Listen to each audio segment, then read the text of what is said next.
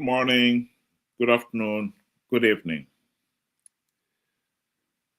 I've been following elections in Uganda, and some of the things that we have seen are disappointing, to say the very least. We are still failing to hold free, fair, and credible elections. Unbelievable. Ben, what do you think? Good day to you and good day to everybody. When we talk of Uganda, first of all, I remember we did a program where, President Museveni said, you guys have to vote for me because I have a few small little projects that I still need to finish. And this is after 40 plus years. He still has projects to do. I mean, I believe why in Africa we are saying democracy does not exist is because we do not understand it. I think we figure that holding elections periodically, that is a democracy. It's far from it. And I like the way you put it. You said we are still failing to hold free, fair, and credible elections. That is the special ingredient for democracy. Not just any election will do. I mean, when I'll give you an example of Zimbabwean elections. We all know what goes through the process and up until we get to voting. We know the rural people are forced, and ZANU-PF does not bother to hide that, where he says when it's time to go and vote, the chief would be in front and the headman at the back, and the people will be sandwiched in between. That takes away free will. Now, if you look at that, you cannot call that democracy just because you have had an election. That is a forced election. You forced somebody to do what they don't want to do or taken away their free will. I think we need to redefine democracy, and only then can it work.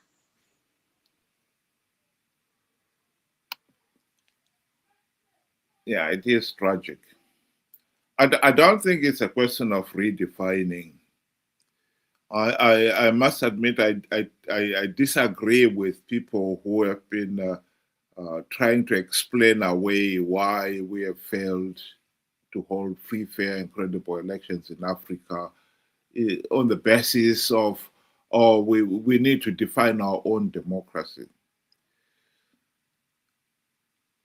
The laws of thermodynamics, as are the laws of economics, as are the laws of politics, are universal. You will not come up with anything new. The laws of thermodynamics apply everywhere, here on Earth, on Mars, everywhere. They are universal.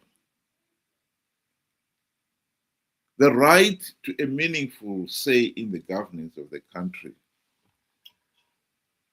does not depend on color or nation or period.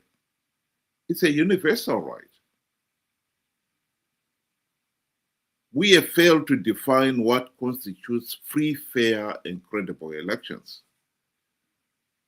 And this has been at the basis of our problem. In this day and age, we still cannot define what constitutes free, fair, and credible elections.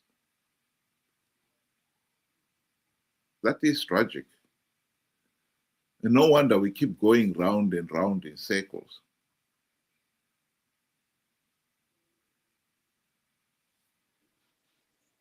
I have to agree with you. You know, when you look at how, you know, the likes of South Africa, Botswana, I followed those elections. I think we also covered those elections together. You know, I was so delighted, and it was a graceful process.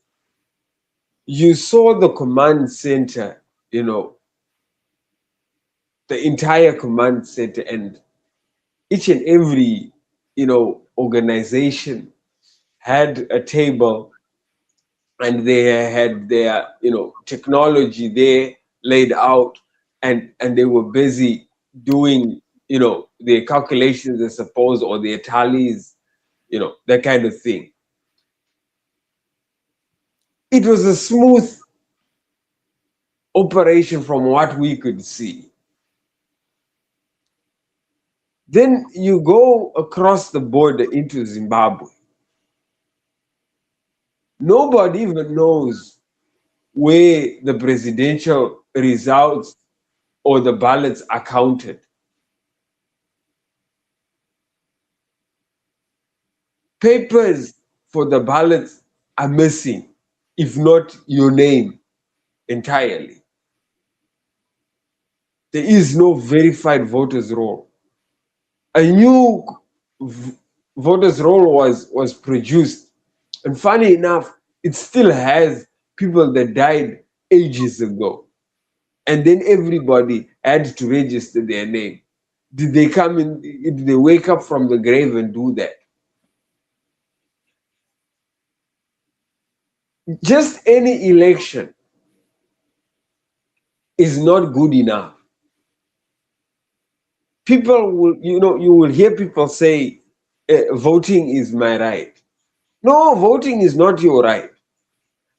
You need to have a meaningful vote.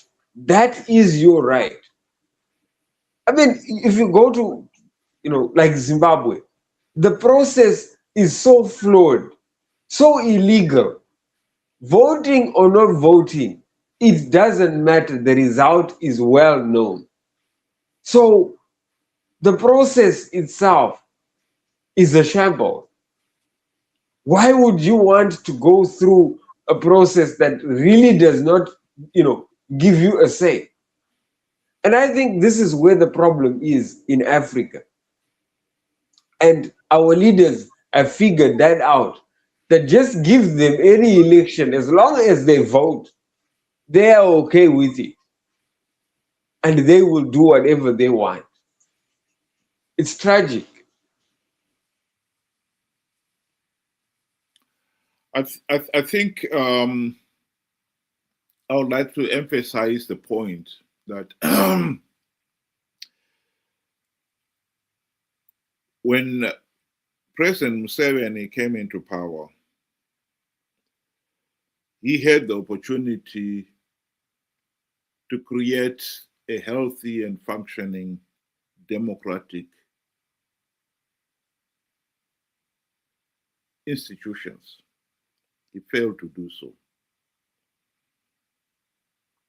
And the longer he stayed in power, the less democratic he became. He has been in power for 40 years and still is hanging on. The level of violence that we have seen taking place, this is at another level. We've talked of failure to hold free, fair, and credible elections by somehow cheating people, denying them their right to vote, failing to produce um, a voters' roll. But when you start getting involved in violence, that is another level.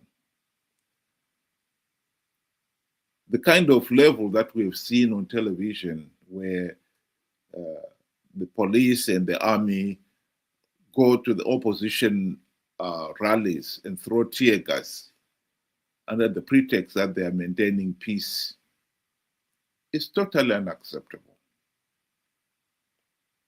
This is another level. And this, I think this is what makes it so tragic about Africa. We still cannot understand that everyone should have a meaningful say in the governance of the country, and to express that wish, who they want to rule the country, confident that they will not be punished in any way. I think that is what has been lacking. And it is a pity that we are talking about these things over and over again, and Africa still has failed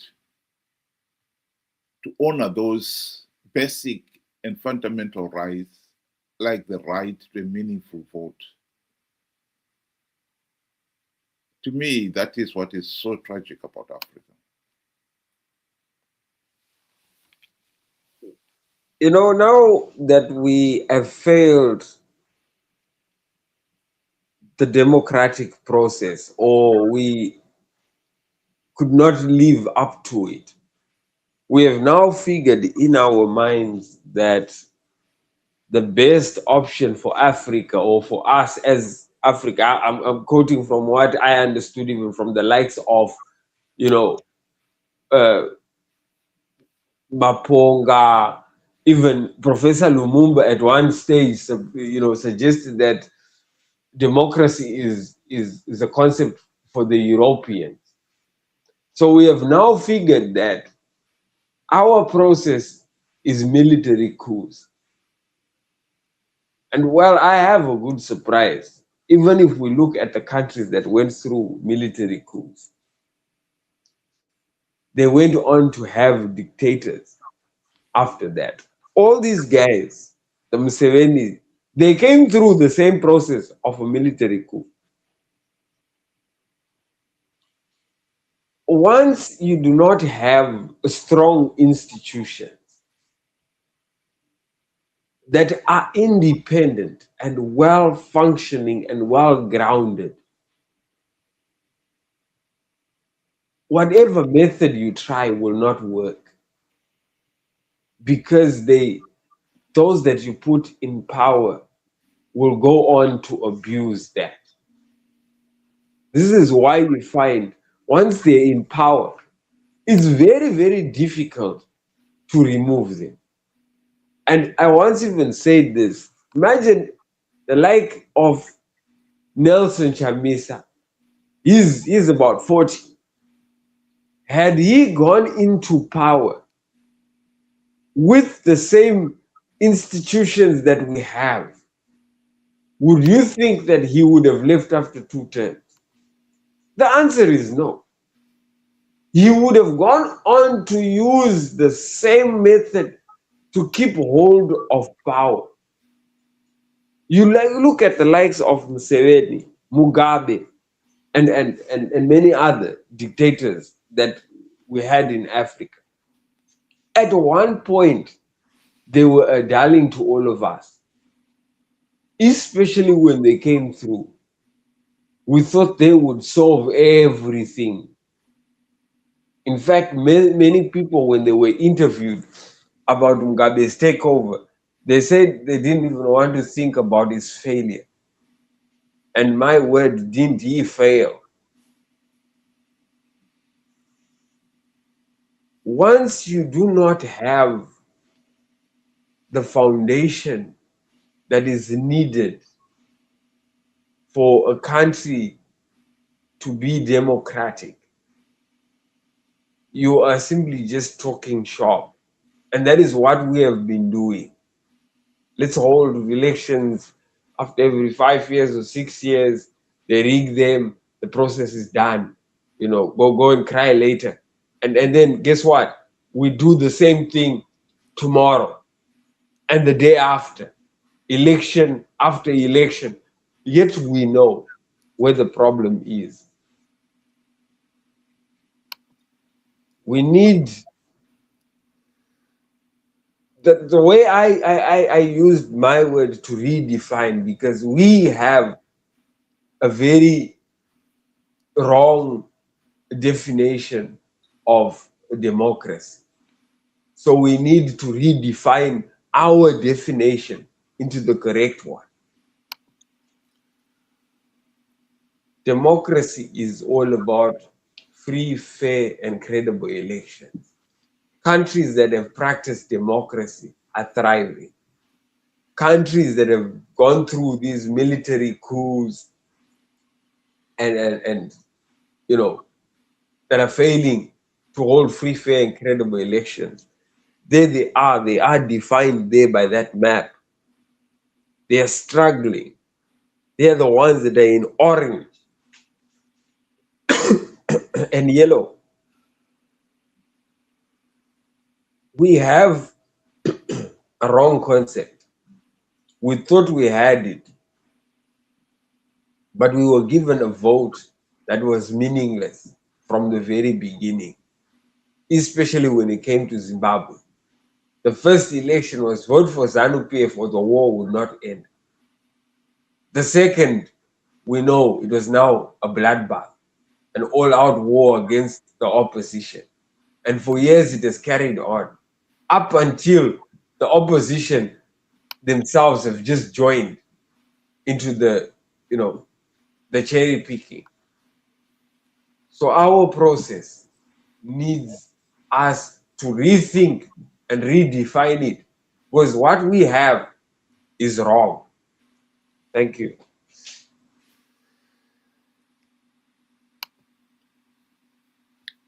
The truth of the matter is, if you start on the wrong foot, you are in trouble.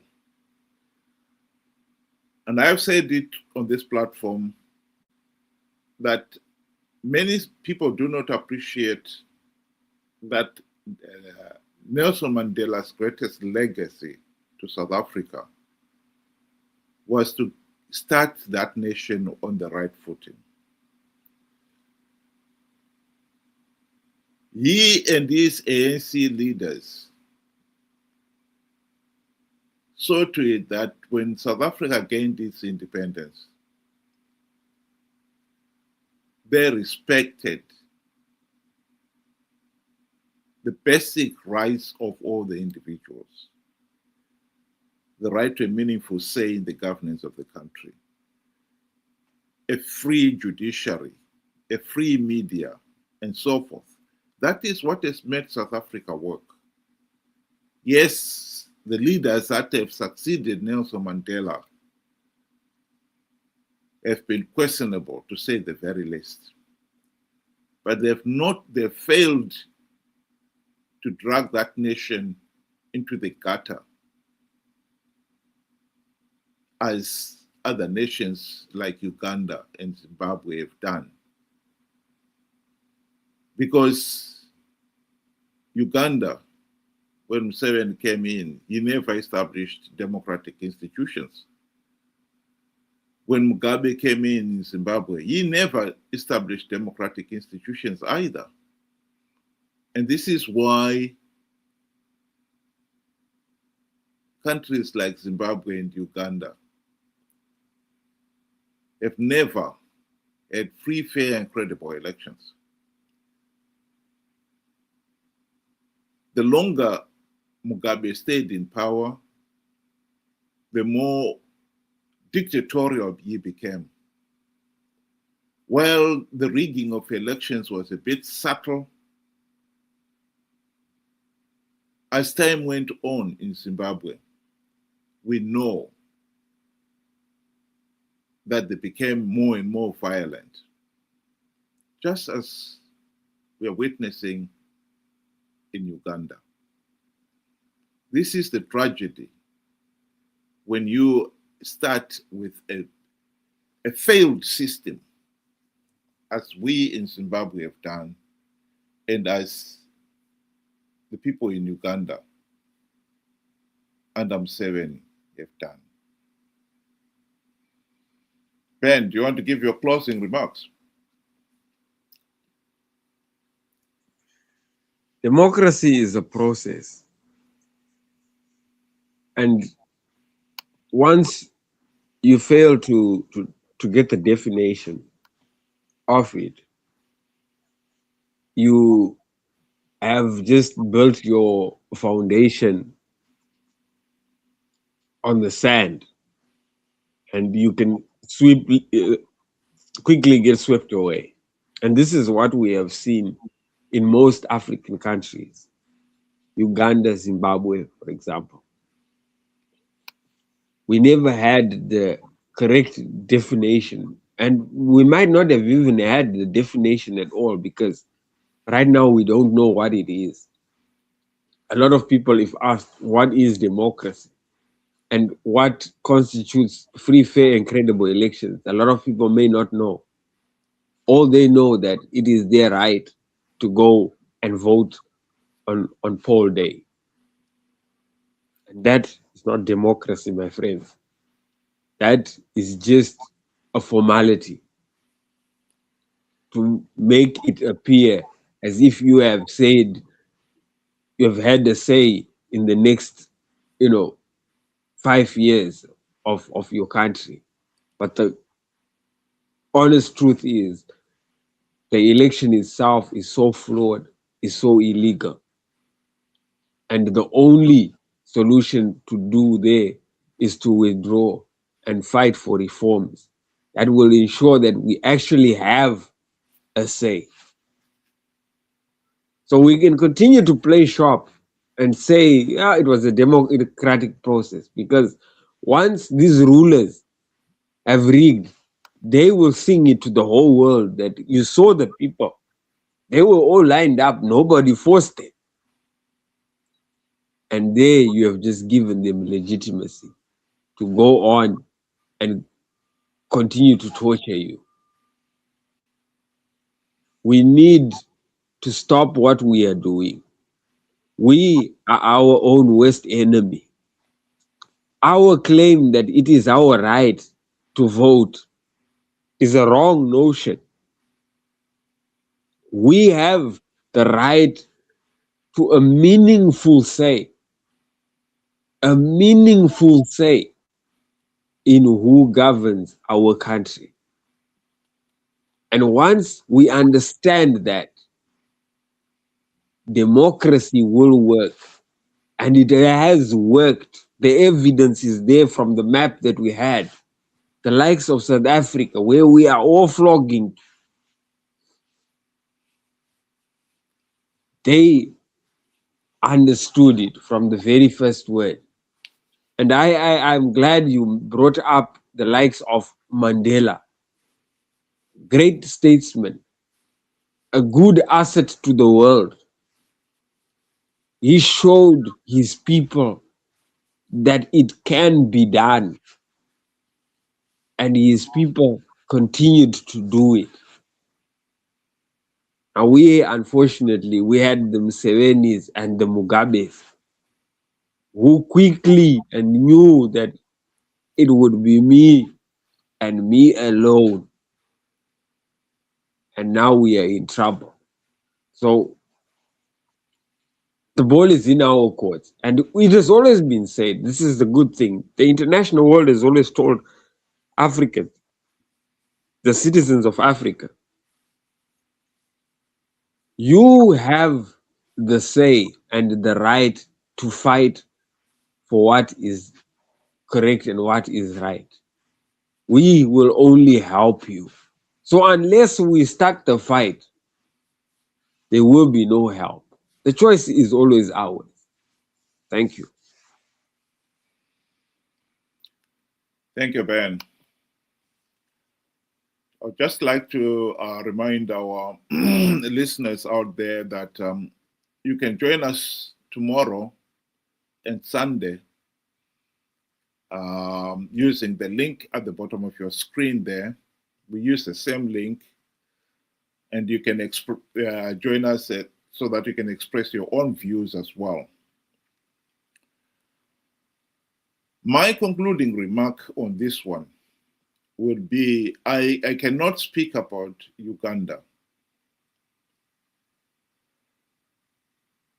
insofar as what they should have done to end the Museveni dictatorship.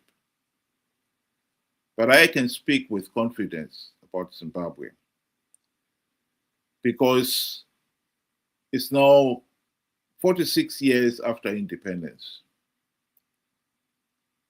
No Zimbabwean can put his hand on the chest, on his heart, and deny that we had many opportunities to end the ZANU-PF dictatorship in that period. We did, many of them. The best chance coming during the 2008 to 2013 GNU. We wasted it. That is the tragedy of Zimbabwe. We have had 25 years of the MDC-CCC party on the political stage. They failed to implement the reforms, and they've been conning people to participate in flawed elections to perpetuate the ZANU-PF dictatorship.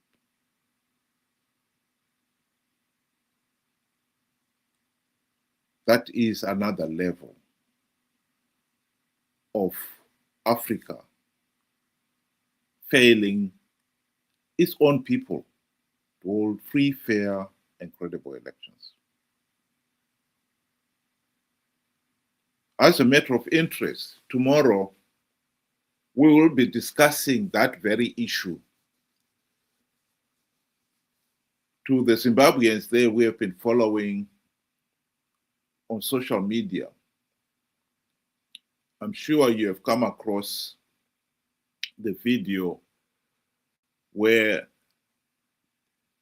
somebody reveals that Morgan Tsvangirai, Tendai Biti, Nelson Chamisa, they all were given farms. Tomorrow, we would like to discuss had those gifts, those bribes, had anything to do with the reason why the opposition failed to implement even one token reform in 25 years, 26 now, counting this year.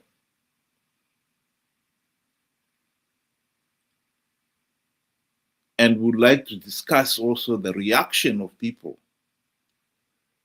when they learned that those leaders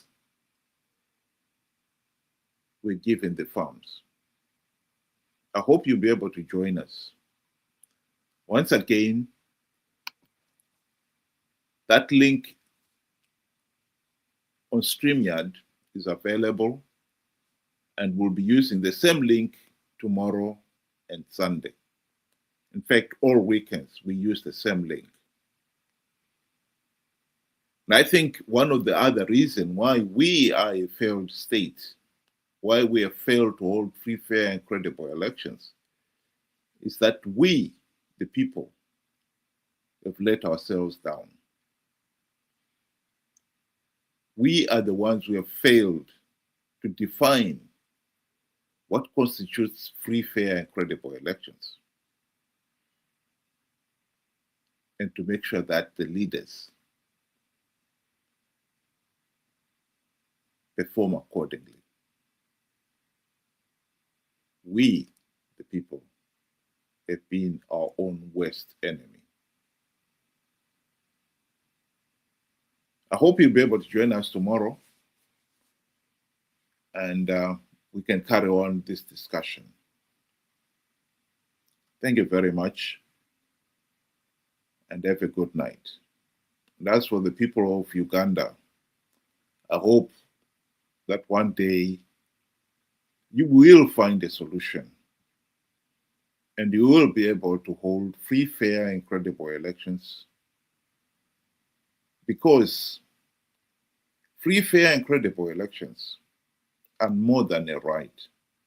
I believe they are the very essence of good governance. And God help us all, because we in Africa, many of us, have suffered because of decades of bad governance. We can do with good governance for a change. Good night.